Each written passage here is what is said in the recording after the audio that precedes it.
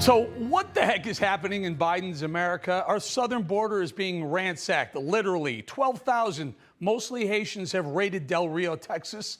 In the course of just a few days, the numbers of illegals went from 1,000 to 2,000 to now an estimated 12,000 illegals camping at our Del Rio, Texas crossing. All because the word got out among Haitians that Biden was not sending them home. So Haitian male number one calls 10 of his best male Haitian pals looking for a shortcut into America, and within a few days, you have yet another border crisis. And where was Joe this weekend while the border was being overrun with unvetted foreigners? Well, he was on a beach vacation, of course, riding his bike. Unbelievable. Surely Kamala Harris, the border czar, would be working this weekend as her only job, secure the border, was being overwhelmed. Nah, border schmorter. Kamala had more important things to do this weekend. Oh, there she is, flipping a coin at a college football game. Just listen to all those adoring Howard University fans. She must love it. She should be flipping Haitians back to Haiti rather than hanging out at a college football game. But get this. We just found out that these fools are allowing Haitian family units into America. They're settling them in cities near you. Neighborhoods, by the way, your neighborhood, my neighborhood. Think any Haitians will be placed in Kamala's neighborhood? Think again. The second gentleman would never allow that to happen. No, these illegals would be placed in your neighborhood, not theirs. But let's call it what it is. These people don't deserve a free pass into America. There are some people, the same people, who leave Honduras and Guatemala, trek through Mexico, and that's the tell, through Mexico, and present themselves to America's border claiming political asylum. If they were true victims of political persecution, they'd stop in Mexico, 100%. But it's not about being persecuted in Haiti or Honduras or Guatemala or any number of other countries of origin. But it should be, because yes, we do have laws allowing people who are legitimately being persecuted to find refuge in America. It's who we are. But these asylum seekers must prove they're under death threats and such, which they never seem to be able to do, proving they aren't really asylum seekers. They're American pie seekers. So more and more show up for a chance to get in, and they're not sent home. So the situation deteriorates into another crisis. And Biden rides his bike and Kamala flips a coin. I think it's awful. These people, Biden, Harris, and the rest of the Democrat Party, don't care about you. They only care about staying in power so they can rape and pillage the village being the U.S. National Treasury. And the way they stay in power is by flooding America with future Democrat voters. So far, over 1.5 million have come across the border this year, on pace to break the record for border crossings going back 100 years since they started keeping records. They're coming here in record numbers because they know Joe and Kamala won't stop them. They won't send them back, but they will place them in cities and towns near you. A hush campaign is happening in D.C., folks. The Democrat Party is ever so quietly trying to get a pathway to voting rights for these illegals. Listen to despicable Democrat Jerry Nadler say the quiet part out loud in a hearing last week. This amendment strikes the entire immigration title and the important investments in our human infrastructure that it makes. Therefore, I urge opposition to the amendment.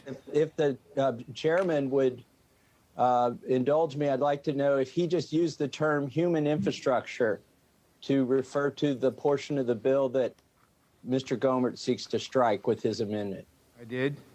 He did. Human infrastructure, illegals. See that? They're trying to call illegal alien crossings the border human infrastructure. See what they're doing? They're trying to hide illegal immigration under the blanket of infrastructure. That's insane. And guess why Nadler said that now? They're doing all this now so they can slide citizenship through the big infrastructure bill floating around Capitol Hill this week. These Democrats are the sleaziest creatures on earth. Now, if that happens, if we let them carve out citizenship and therefore voting rights for illegals, you might as well say goodbye to any conservative winning any elected seat in America, the House, the Senate, or the White House ever again, and say hello to massive spending being thrust upon Americans. They've already given away $6 trillion of our money using COVID as an excuse. And we know they're trying to give away another $3.5 trillion of our money to their pet projects as we speak. But guess who's going to pay for all that Democrat spending? You and me. We 45% of Americans who pay for the other 55% of the freeloaders. That's who. Last year, 2020, American taxpayers, again, only about 45 of us actually pay federal income tax, yet we pay for 100% of the people living here, including all the illegals living here. Last year, we paid more in taxes than all of America spent on healthcare, food, entertainment, and clothing combined. It's got to stop. They want to give everything away.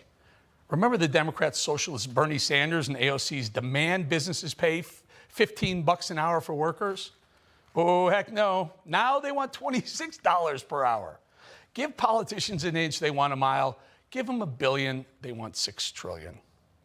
That's all they know how to do. Give stuff away and make the people who pay taxes, you and me, pay for everyone. They won't stop unless we stop them.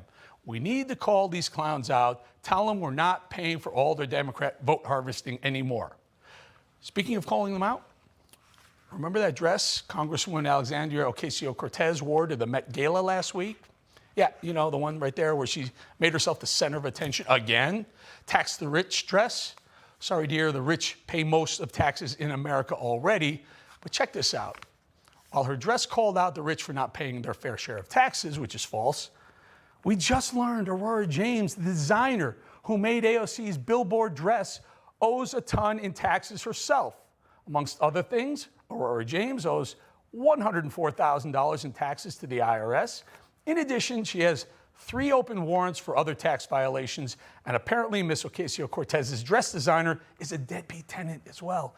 She owes one landlord $25,000, a second landlord $5,000 in unpaid rent. Nice job, AOC, you hypocrite. How ironic. Henry, ring the hypocrisy bell, please. Hey, I'm Rob Finnerty. Thanks for watching. If you enjoyed this video, please join the conversation in the comments below. Don't forget to subscribe, too. Hit the bell icon to be alerted to breaking news. And remember, there's a whole lot more on Newsmax TV, America's fastest growing cable news network. Newsmax TV, where real news for real people.